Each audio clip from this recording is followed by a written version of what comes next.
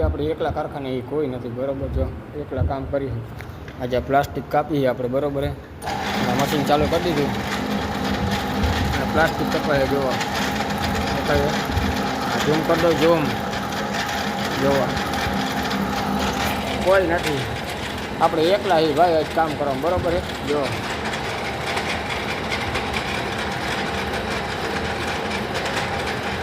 Focus કર લે ભાઈ, નહીં કરે ભાઈ.